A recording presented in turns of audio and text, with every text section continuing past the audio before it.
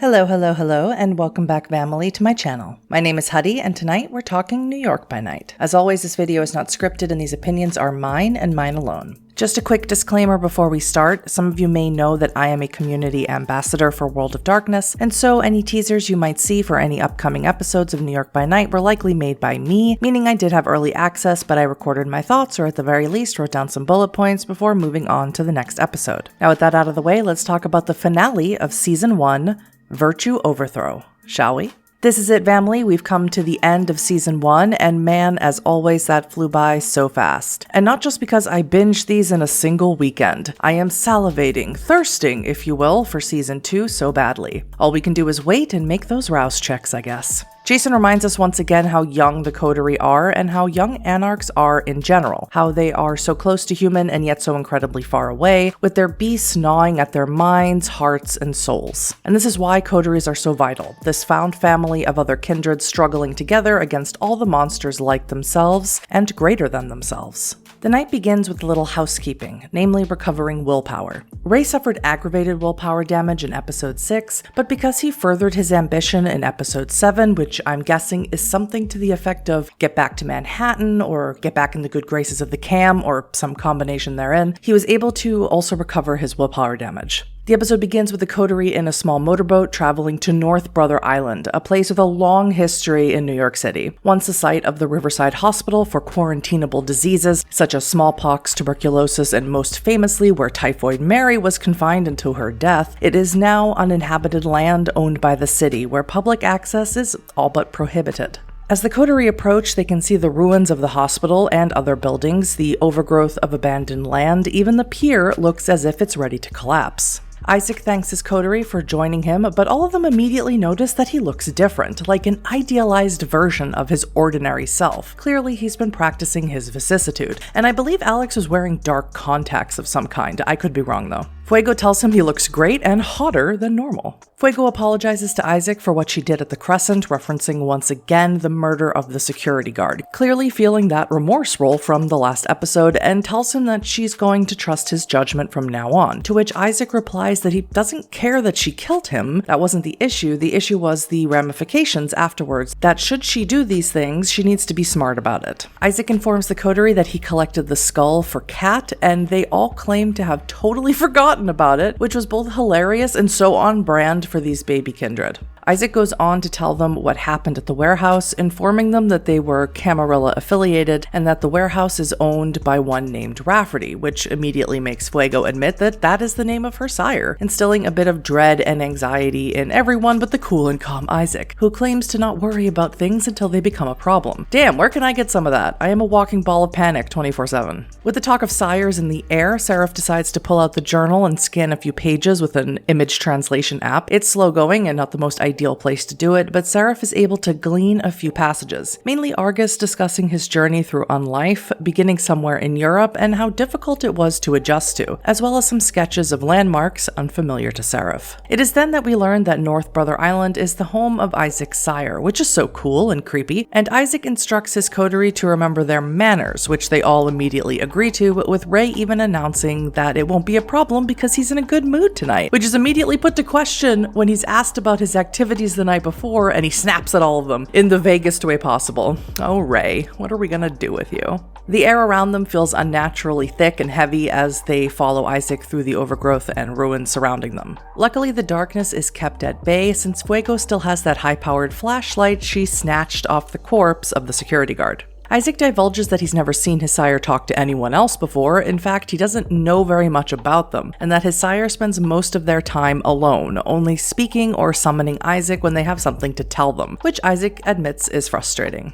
Eventually, they approach a large structure with singed walls, with one of the broken ground floor windows illuminated by a single flare. Ray makes a joke saying that means we're coming by land, which of course is a reference to Paul Revere's Midnight Ride, where he alerted the colonial militia of the approach of British forces based on whether the sexton of the North Church placed one lantern in the steeple or two, leading to the well-known phrase, one if by land, two if by sea. Fun fact, I grew up in Boston and heard these stories ad nauseum growing up, so much so that I hate talking about anything to do with the Revolutionary War, but I do it for you.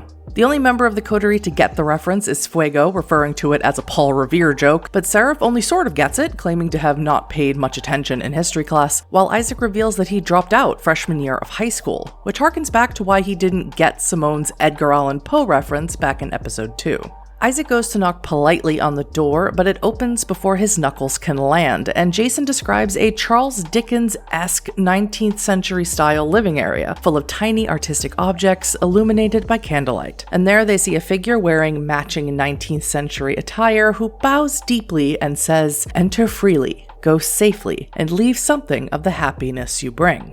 The coterie all turn very formal, bowing and scraping, while Isaac's sire mumbles, "What? Nobody gets it." This is of course a quote from Bram Stoker's Dracula. "Welcome to my home. Enter freely of your own will and leave some of the happiness you bring."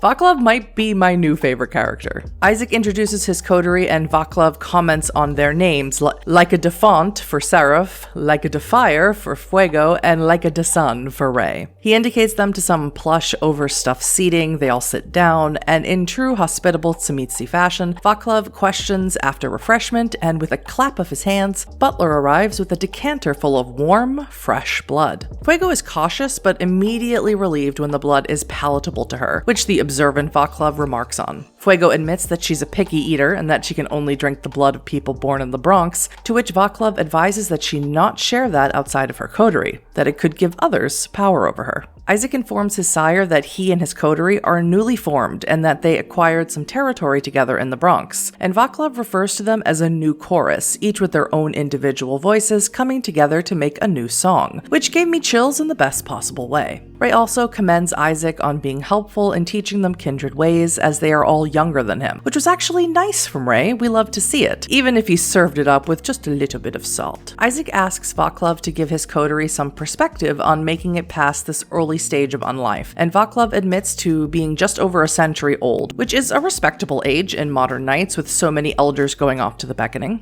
Vaclav also claims to have had a long sleep, meaning self-imposed torpor, that he was dissatisfied with the world, but that one cannot sleep forever. Ray asks how he was able to hold North Brother Island if he was asleep, and Vaclav simply states that there are no animals, no people, so why would any kindred even want this land? Vaclav claims that some Anarchs are aware of him and his domain, including Baron Torque, which prompts Fuego to ask what Vaclav knows about him. Vaclav claims he wants power, personal authority, and rebellion against the Ivory Tower. Seraph asks his opinion on the Camarilla, and Vaclav claims to have respect for it as an institution, but that den of vipers is not for him, and that he prefers his solitude, likely making Vaclav an autarchus, or a vampire independent of faction, and warns the coterie that the Ivory Tower would not accept them even should they wish to join. Fuego takes offense to this statement, claiming that they should want to boost their numbers after fighting so hard to gain New York City, but Vaclav clarifies, claiming that they would take Fuego for her clan alone,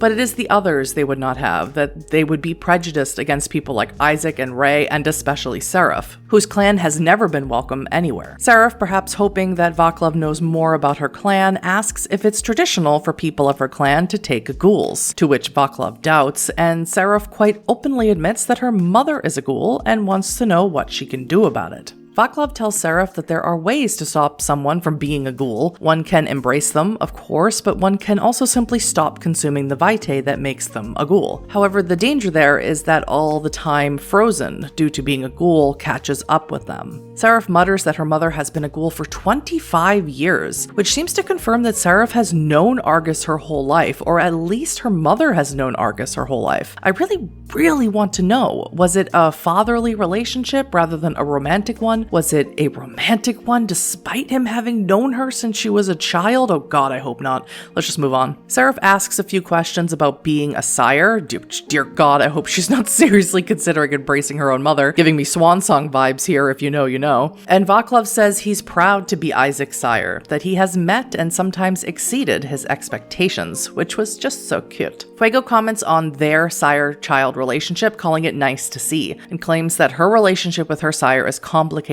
more tethered, which prompts Vaclav to explain the properties of blood bonding, the artificial attachment that affects ghouls and kindred. But in the process of the embrace, there is that first sharing of blood, and that attachment and infatuation will fade with time and sufficient willpower. Ray claims to not even think about his sire, that he never even met them, to which Vaclav claims that it is common that the gangrel do that, to embrace and abandon, and wait to see if they survive long enough to find their sires again, or at least other members of their clan. And if you want to know more about the gangrel, you can watch my video where I talk about that here. Vaclav then dives into some history, informing the Coterie that the Camarilla have not always been top dog in New York City, but rather the Sabbat was the ruling faction here for many decades, which I have talked about in the previous recaps. Vaclav claims the Black Hand got sloppy, even sloppier than usual, and miscalculated, leaving the Camarilla open for a coup, which resulted in the Battle of New York. Again, watch my previous recaps to hear me break all that down for you, if you're interested. Isaac adds that the reason why so many Kindred are uncomfortable around him is because once upon a time, the Tzimisce were prominent in the Sabbat, along with their uneasy allies, the La Sombra. Seraph asks what Vaclav does, if he can do what Isaac can, referring to Isaac's new, hotter exterior, and Vaclav claims to have chosen Isaac's for reasons beyond eye candy, and instructs him to inform his coterie what Tzimisce can do. And Isaac rattles out the disciplines inherent to his clan, which in 5th edition are Animalism, Dominate, and Protean, including the amalgam of Dominate and Protean, the power of vicissitude, the physical shaping of oneself, and fleshcrafting, the shaping of others. Fuego asks for wings, but Isaac declines for reasons of the Masquerade, and Seraph asks if a white can be fleshcrafted, and Vaclav becomes interested, wanting to know how they know of such a creature. The Coterie divulge their encounter with a white, and Vaclav tells them that the creature cannot be changed or brought back to who they were before becoming what they are now, informing them that this kindred has lost their humanity, lost their touch with the human world, loss of balance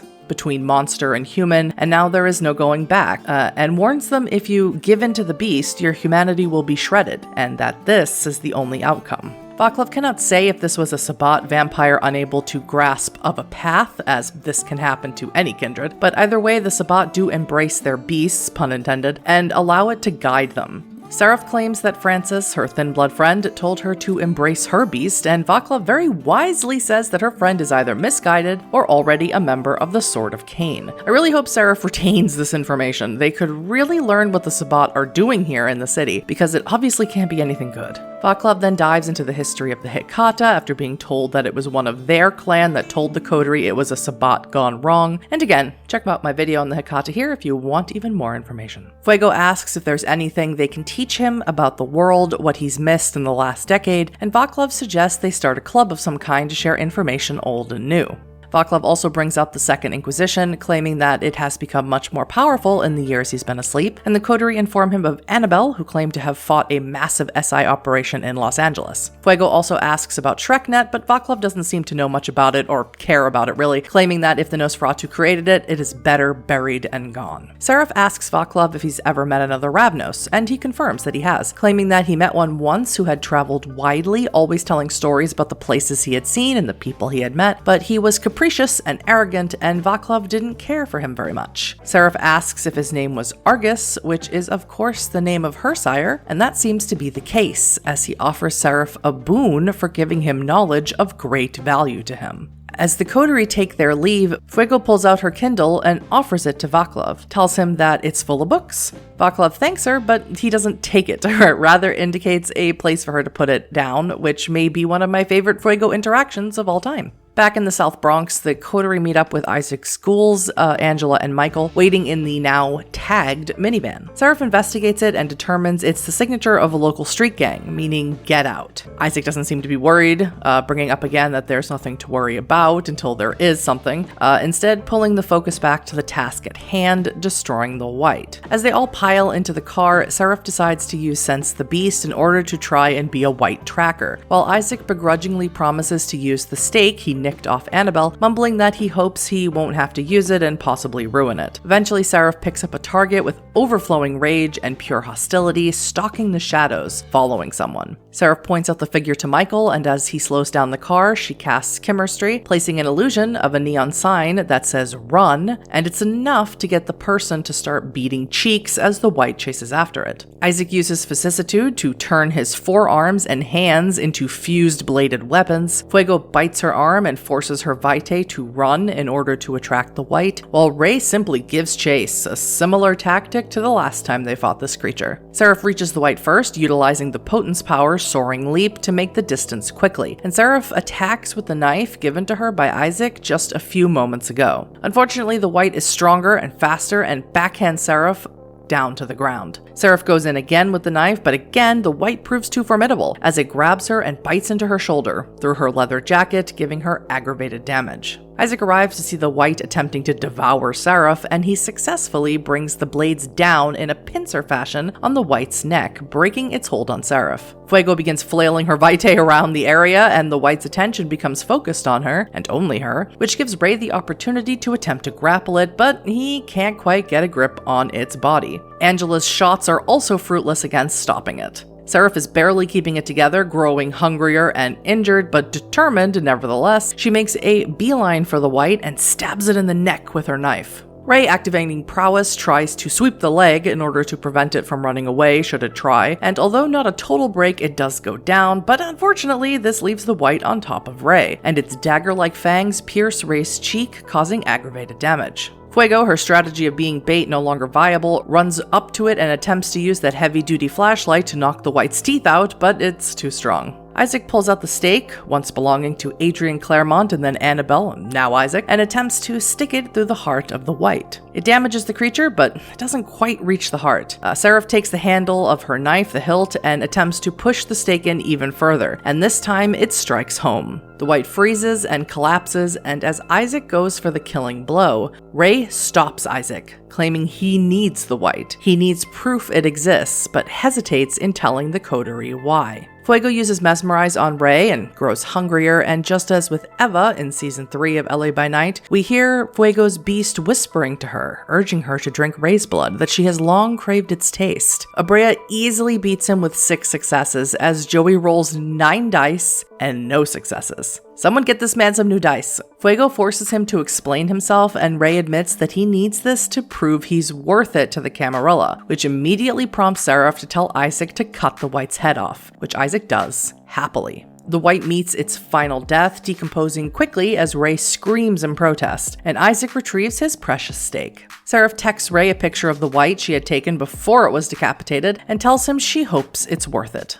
Fuego walks away in disgust, and they all get into the car, peeling away quickly, leaving the neighborhood watch in the dust, who arrives just as they are leaving. Isaac reverts his body back to its static state, while Seraph begins to mend some of her damage, growing even hungrier. Walking that razor's edge, Seraph angrily calls Ray out about his plans to abandon them to join the Camarilla. Ray explains that he was part of the Cam from day one, that he owes things to them, and that he wanted the white in order to not have to tell the Cam about his coterie. The conversation devolves into shouting, and Isaac wants to know if he's going to tell the Ivory Tower about them anyway. Ray waffles on the topic, and Isaac deduces that Ray simply wants his old life back, and more than that, wants respect and power that Camarilla society can give him. Ray concedes to his point, angrily. Ray claims that he cares about them, that he wanted to give the Ivory Tower something better than information on them, so they wouldn't ask about them, but Isaac rightly states that the Cam will always ask for more, that they are a bottomless pit. Isaac goes on to say that Ray has to trust them, and Ray fires back with asking Isaac what's on the 3rd floor. A bit taken aback, Isaac says that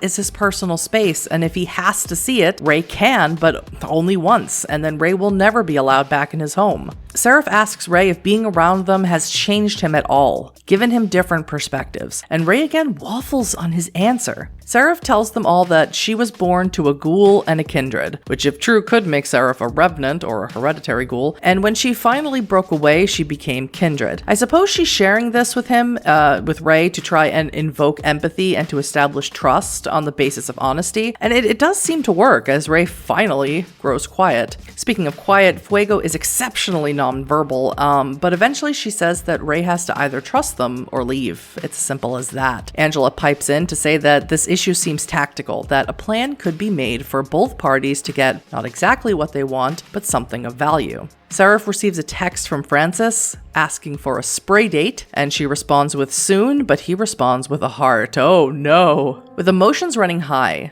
a coterie fracturing before it has barely formed, that is where Season 1 of New York by Night ends for now. If you haven't already, please go follow The World of Darkness on Twitch and YouTube, and if you can, sub to those channels as well. If you enjoyed this video, consider subscribing to me, And let me know your thoughts on Episode 8, Virtue Overthrow, in the comments. As always, I'll see you in the next one.